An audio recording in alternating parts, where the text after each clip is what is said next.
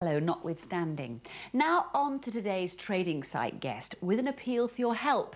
Sally Sallett comes from Pontefract and she collects, well, you can see, pineapple paraphernalia. Welcome to you, Sally. Hello, Sarah. When did you get grabbed by fruity fervour then? About 3 years ago.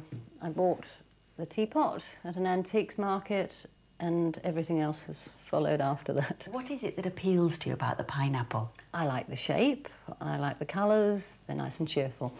Now, does the pineapple have any particular significance? Because it seems there are so many objects shaped like a pineapple. Yes, to the Americans they consider it a welcoming sign because the sailors, when they came home from the sea, used to put a pineapple on their gatepost as a sign that they were home and to welcome visitors. What's your top favourite item here? My top favourite item is the nodder.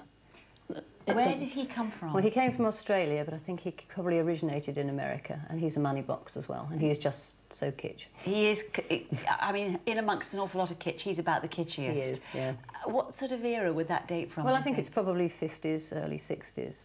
Right, right. Now, to what lengths have you had to go to make people part from their pineapples? Well, I go to antique fairs, car boot sales, always on the lookout whenever we go out, when we go abroad on holiday, and now the internet, which has proved very worrying. So now you're inundated with pineapples. We are, yes, yes.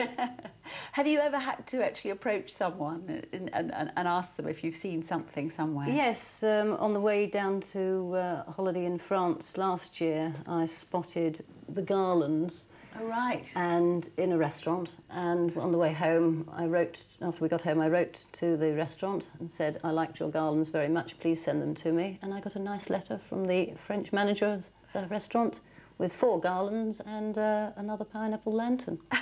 What's the biggest pineapple you've ever seen? The biggest pineapple has to be the one at the Pineapple House in Stirling, in Scotland. Right, a picture of that here. Let's have a yes. look at this. Oh, there it is. When did you visit the Pineapple House? That was in January this year. It was my birthday treat. It's actually a holiday cottage. Right, right. And you've a little model of it somewhere, haven't you? I have a little model there, which yes. is a representation of the pineapple. Yes.